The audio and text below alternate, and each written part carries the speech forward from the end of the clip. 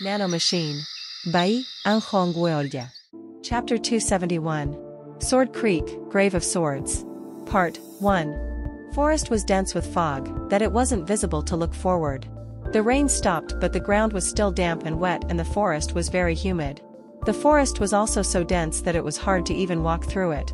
I'm not sure if we are going the right way. Hubong ranted as he cut down the bushes as he walked forward. After they moved past the old wood sign that said Sword Creek, they were searching through the forest without a direction. They couldn't move through with the horses as the forest was too dense, so they were on foot now. It's like finding a needle in a haystack. It seemed it was going to be hard to find the missing special expedition team within this creek. Yoan had opened all his senses to search for any signs of people, but he couldn't see anyone. Mapping the area, at 5%. Nano's voice rang inside Yoan's head. Yoan was watching through augmented reality. He saw a small square box at the corner of his sight, where Nano was showing a map as they walked through. No. Move to the left. Yes, master. Hubong changed direction at Yoan's order. At least they weren't walking through the same area with the help of Nano. Anyone would want to have Nano within them if they found out about Nano's abilities. But they didn't know when they would get to find the missing people or the godly doctor. It was about 2 hours into the forest. I sense energy harmonizing. A small sound of harmony began to come from a distance. It seemed that young Danwa also felt this and was looking in the same direction, and he grimaced. Did you feel that, sir? Yoan nodded at young Danwa's question. Hubong and Mun-ku weren't sure what they were talking about and became curious. They were too weak to sense this sound. I think there's something there. Let's move there. Yes, sir. Yang Danwa answered, and Hubong became confused and asked, Where are we going? He wasn't sure what they were talking about, and Yang Danwa smiled and spoke. Lieutenant Hu. Turn to the northwest from where you are right now. Why yes, sir. With Yang Danwa explaining where to go, Hubong cut through more bushes and walked forward.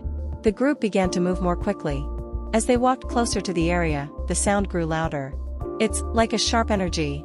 Energy that might come from a legendary weapon was flowing near the area. It seemed like they would get to the destination soon. It was then. What is the smell? It was humid forest, so the sudden smell of blood pierced his nose. All members of the group also smelled this and frowned. Master, I smell blood. It seemed like it was coming from nearby. They quickly moved toward the smell, as it could be anyone. And toward the east, they saw a place with many sword markings. Ugh. Mun-ku frowned and looked away when they got there. All of the bushes were splattered with blood, and there were bodies that had been cut into half. Organs were popping out here and there, so it was hard to see. But there wasn't just one body. There were 2 bodies, and it seemed like the sword markings here were evidence of them trying to survive. These people are. Yoan's eye narrowed when he saw the faces of dead bodies. They were those who went to chase after the old man last night. Did they come across that man? That was the likely explanation for them to be found dead. These people were only at the top class level. There was no way for them to fight against the old man, but Yoan couldn't care about these people. Oh, these are people from yesterday. Hubong also realized this and spoke as he looked closely at their faces. Hubong then tapped on the body with his finger a few times and spoke. Master, it looks like they were killed recently. When they left yesterday, there was heavy rainfall. If the body was soaked under such rain, the body should have expanded, but the blood drained from the body down to the ground, leaving a trace of it, which meant they were killed after the rain stopped. Nano, analyze it. Yoan ordered to Nano when he placed his finger on the blood and skin of the body. A white light began to come out of his finger, and Nano began to analyze. Soon, Nano's rang inside his head. From analyzing the blood and the muscle contraction, the estimated time of death is 2 hours ago. That wasn't long. But it was enough time for the killer to move further away from the location. Yoan then find out another fact. Where is another one? These groups traveled in groups of 3. The actual group with their dead leader was a 4-man group. But Yoan couldn't find another person's body anywhere. There's no way he would be able to get away. There were only 3 of them, so it was likely that the old man could easily catch up to them and kill them. But Yoan couldn't find another body. And when he was curious, young Danwa raised his hand to signal. Master. Chapter 272. Sword Creek, Grave of Swords. Part 2. Yoan ran there and found footsteps in the mud. But there were the footsteps of 2 people instead of 1. Luckily, the rain made the ground become muddy, leaving many traces. They couldn't erase the tracks. If it was just sand or dirt, it would have been easy to erase everything, but it was hard to erase footsteps left on mud. But where these footsteps were heading was. It moved toward the sound. It was the location of the sound. Maybe if they went to the place, they can find the old man. But it wasn't sure why the old man left one person alive.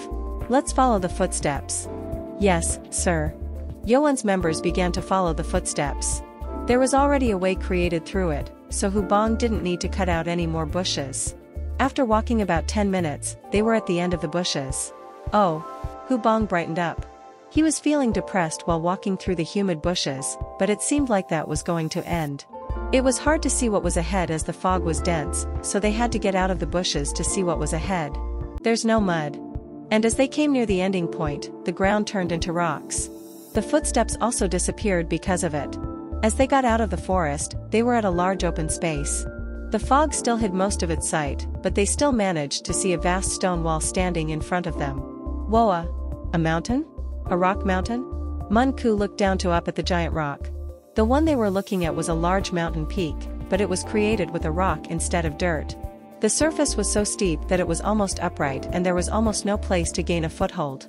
Even a warrior had a powerful stepping skill, it would be hard to climb up without the right equipment. Such a thing was hidden within the creek. It was astounding. They walked closer to look at it. Hubong then quickly ran up to it and stopped with shock. Ugh. Hubong could have been in danger if he had just kept on running. The ground wasn't all just rocks. There was a large cliff that existed between. Master. It's a cliff. Don't go near. Hubong shouted with a pale face. The distance between the cliff to the rock was quite far, and the cliff was so deep that they couldn't see the bottom. The wind blew fiercely from below. Oh wow. It really is deep. Mun-ku looked down carefully and backed away with a pale face. The cliff was so deep that it was even dark. If someone dropped, they'd definitely be dead, no matter who it was. Then they heard the sound again. Yoan turned to a direction and gasped. It's impossible. Fourth Elder Yang Danhua also turned at the direction and gasped in shock. They didn't see it at first because of the fog, but when they got closer, they saw it on the wall of the rock. Sword. There was a large word engraved on the giant stone wall. What are you talk? This is. Hubong and Mun-ku also turned to the direction and became wordless at the sight. This is amazing. That was the only thing they could think of as they saw the word on the rock. They weren't close to it, but the word wasn't something that was carved out by some chisel. Sword? No, it's created by sword chi. The word was engraved in by chi. No one knew when it was engraved here, but the sheer size and power emanating from the word was enough to bring shock. It was almost like when Yoan saw Chun Ma's sword trace left on the blue pearl stone pedestal. Who did this? Yoan felt the arrogance and authority of the man who engraved this word on the wall. It felt like if the word itself was proving that the man was the best in the world. It was enough to make one training in the sword to become humble. NNNGH. Even Hubong, who had a low understanding of sword, couldn't put his eyes off from the word. There's no rest between. It was written there once. How did he do it? Yoan was able to find out that it was written through sword chi, but it wasn't sure how it was made without any rest, especially when the cliff was dividing them apart. And it also seemed that the writing style was very familiar. This writing is like Prince. Look at that. Mun-ku shouted and Yoan turned to the direction where she pointed. Under the giant word, there were some things that were stuck beneath. These swords were stuck there like a hedgehog. Swords? Many swords were stuck beneath the word, and it seemed like there were more than hundreds. There were all kinds of swords, ranging from ordinary ones to treasured swords. But most of them were rusted, proving they had been there for a long time. Look at all those swords. Are these swords abandoned? It wasn't easy to abandon one's unique weapon, as it was like a lifeline to a martial artist. This meant the person who abandoned the sword gave up on training sword art. Were there that many people who gave up on training sword because of that word? After looking at it for a long time, Yoan came to an understanding. Wait. If these swords are abandoned here, maybe this place is. Chapter 273. Sword Creek, Grave of Swords. Part 3. Sword Creek. Prince. This must be Sword Creek. Chun Yoan nodded to Mun-ku's excited shouts. This was truly Sword Creek. There were so many swords abandoned in this place, and that gave the creek its name. Sword Creek. This is like a graveyard for swords. With all the swords on the wall shaking slightly, a buzzing sound came through. Yoan finally realized what the sound was about. It was through the word. engraved on the wall, sending energy through the swords, creating sound waves from the shaking. A sword trace left on the wall, sending out the sword chi from within. Wow! It was amazing to see such wonder for one who studied the sword. It seemed like the word left on the wall had been there for a long time. But it still had sword chi within it, which was a mystery beyond understanding. It's a level where a superior master-level warrior cannot even possibly think to achieve. As Yoan looked through the word, Yang Danwa suddenly found something and sent a telepathic message. Master. Master. I sense human presence nearby. Human presence? Yoan then got out of focus from the word and focused on his senses. He then felt the presence of a person nearby, but it was toward the wall. Why is there a person in the wall? Lieutenant Hu. Wa. Ygyes. Yes. Be quiet. Yang Danwa quickly got Hu Bong out of his mesmerized state. Hu Bong became frantic as he snapped out of daydreaming while looking at the word. Get yourselves together and follow me. Yes, sir. Yang Danwa led Yoan's group down and moved to the right of the word. There, they found something surprising again. What's that? There were about 20 caves at the wall. They didn't expect to find such a cave at the side of such giant rocks. Yoan then had a thought. Oh, maybe the godly doctor is within that place. Yoan was concerned when he entered the forest as he couldn't find any traces of people. But after looking at these caves, he thought maybe he could find where the doctor was. There are so many caves. Mun Ku spoke through telepathic message and Yoan raised his senses. The reason why there were this many caves was possibly because many of them were fake. Fortunately, the person that he sensed while ago was still within the same place. It's that one. Yoan pointed at one of the caves. Yang Danwa also sensed this, so he nodded. But there was a problem. It's too far. The cliff divided them from the entrance to the cave. It required a huge leap into the cave, at least over 30 meters. It wasn't a distance that any stepping skill would allow. It was too far for Hu Bong, who was only a master-level warrior, to jump across. Can Mun Ku jump across? Mun Ku was an established super master-level warrior, but it was still concerning. One mistake would mean dropping into that endless cliff. Hu Bong glanced down at the cliff and swallowed his throat nervously. Yoan then whispered, Yang Danwa. Can you carry Hu Bong over to that cave? Yang Danwa thought for a second and nodded. He was a superior master warrior, so it wasn't hard for him to jump across 30 meters without much effort. Mun Ku, can you do it? Yoan asked, and Mun Ku glanced over at the distance and was about to say she could, when, I'll carry you over if you can't. She stopped herself from saying it and nodded excitedly. There was no need to refuse the offer. He'll carry me over. Hu Bong shook his head as he looked excited Mun Ku. As it was decided, Yoan first held up Mun Ku in his arms. Yay! She brought her both hands together and grinned in happiness. Was this what it was like to be protected? Good. Hold on tight. Okay. Mun Ku grabbed on Yoan tightly and Yoan began to run toward the cliff. Sending energy into his feet, Yoan's body shot off the cliff and landed on the cave. Hu Bong then laughed and walked over to Yang Danwa. Thank you, sir. Yang Danwa frowned and turned and showed his back for Hu Bong to climb up. Are you not carrying me over? I don't want to hold a man in my arms. Get on my back. Yes, sir. Hu Bong then awkwardly got up on Yang Danwa's back. It seemed like Yang Danwa was more than eager to jump across alone if Hu Bong hesitated. If you'll excuse me. Ugh. As soon as Hu Bong got up, Yang Danwa didn't say anything and quickly ran and jumped. When he got down to the cave, Yang Danwa let go of his hands from Hu Bong's butt. It was an order from the Lord, but it still didn't feel good to touch a man's butt. Ugh. I thought I was going to die. Hu Bong was more surprised than awkward. Whatever the case, Yang Danwa then walked in and sniffed. What is this smell? A weird smell filled the cave, which was coming from the inside. It smelled like something was burning. Yang Danwa tried to tell Chun Yoan about the smell, but Yoan was on the ground, touching something with his finger. What is this? Yoan looked at the black powder on his finger. When he sniffed it, it had the same smell that filled the entire cave. Nano, can you tell me what this is? Nano then began to analyze the black powder. After a white light came out from the tip of his finger, Nano's voice came to his head. Analysis complete. It is fire powder. Fire powder? The exploding powder? Yes, master. Yoan frowned and looked down at the powder again. Why there was fire powder all over the place, and why was the cave filled with the smell? Yoan then felt something was wrong and looked into the cave. There was surely a sign of a person inside. And Yoan also saw faint light deep within. What is the point of this? Chapter 274. Sword Creek, Grave of Swords. Part 4. The fire powder had its own purpose, but if the person was inside there, then it wasn't likely for him to set it to explode. What should we do, my lord? Wait here. Yes, my lord. Johan then decided he should check it out first, as walking in without checking first could be dangerous. Nano, activate night vision mode. Activating night vision mode on user's site. Nano's voice rang out and Johan's eyes shook before taking in more light exposure. Johan now clearly saw what was inside the cave. But the distance was still too far to look at it clearly. Wait here.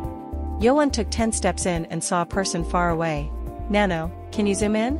Zooming in on current sight. The faint person figure was then zoomed in.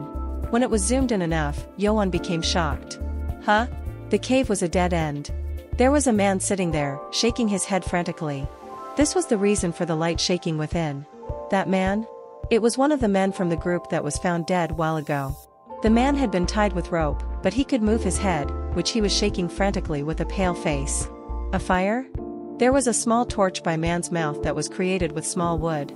The fire was coming near the man's mouth, and the man was trying hard to put out the fire, but it was almost at his mouth. Even through its extreme heat, the man didn't let go of the torch and tried to put it out. Wait. Johan then looked near the man and saw a huge amount of fire powder by the man. Johan deactivated night vision mode and shouted frantically. We have to get out of. It was then. An explosion rang from within the cave, and the fire exploded out like lightning. The explosion was so loud that everyone's ears went deaf with a ringing sound. But Yang Danwa, Mun Ku, and Hu Bong realized something went wrong and turned to run out of the cave. However, the explosion was too fast. The fire quickly reached the entrance and the fire came over them. At that moment, when even the cave was coming down, Johan was only thinking about saving Mun Ku and the others, rather than his own escape. Johan then unleashed all of his energy onto the 3 people. Their bodies were then pushed out like a cannonball through the energy. Ea. Kaiya. The 3 people got out of the cave just when the fire reached the entrance and they flew to the other side of the cliff. And no. Prince. Mun Ku then quickly turned as she was flying away. Eaweawerg. And she saw Johan, engulfed in fire, thrown out from the cave before dropping down into the cliff. No. Mun Ku screamed in despair, but Johan's body was disappearing into the depth of the cliff. With Johan's energy dissipating, Mun Ku and others got down safely on the other side of the cliff and quickly turned to run to the cliff. And Master, Aeowa. Johan's fire disappeared into the dark depth and Mun Ku and Hu Bong screamed madly and tried to jump in. Yang Danwa held them to stop them. Jumping off here was an act of suicide. Let me go. Let me go. Mun Ku screamed with tears running through her reddened eyes and Yang Danwa slapped her. Wake up. Are you going to kill yourself and have the Lord's sacrifice to go in vain? Mun Ku was so heartbroken to hear this. It wasn't even a day since they found out about each other's feelings. This tragedy brought despair and grief to her. She then slumped down on the ground and began to wail. Hu Bong, who had been screaming toward the cliff, couldn't hold back his emotions either. No one imagined such thing would happen in that short amount of time. Damn it. Yang Danwa clenched his fist and blood dripped from it. He stopped these 2 people from jumping off, but Yang Danwa felt the same way.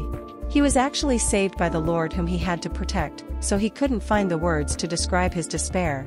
Their sadness had barely passed. Someone appeared through the bushes and Yang Danwa turned.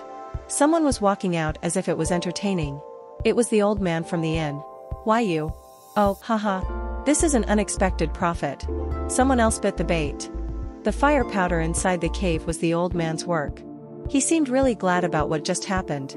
It would have been harder if that one was alive, but he dropped down on his own. What a fortunate turn of events. You. Mun Ku then glared with reddened eyes. She became furious at the old man who seemed to be happy about Johan's death. Oh? You were crying like a girl just now, but you are a man? But. The old man unleashed powerful energy. You wouldn't last long. Yang Danwa's eyes turned grim. The old man was much more powerful than himself last night. I am a bit busy, so I'll make this quick. The old man then smirked and charged. After about an hour, at a forest about 5 miles away from Sword Creek, someone was barely walking through the forest. Phew. He seemed exhausted and was breathing heavily. It was the old man who attacked Johan's remaining group. It seemed he had taken internal damage as his face was pale. I thought I was lucky, but I guess not. The old man then stopped and rested his back on a large tree. He opened his senses to check if there were any chasers. If it wasn't for that girlish boy coming at me so fiercely, I would have taken care of them fast and also taken care of him too. He couldn't forget Munku's eyes. Munku charged at the old man like a woman who had lost her husband. The old man was much stronger, but he was overwhelmed by such a fierce attack. That's when the man that the old man baited came out and joined the fight, which resulted in the old man taking internal damage and retreating. Haha, doesn't matter. I know which cave he came out from now. That was the original purpose anyway. He had gone through many caves, but he never found any entrances. That's why the old man exploded one of them to check, and it sure worked. Just a bit more to find his trace. I just need to tend to my wound and, The old man felt many people appearing nearby, but he didn't seem surprised. One of the men then appeared in front of the old man and knelt down. Li Chung, at service of the blade sword master. The old man grinned.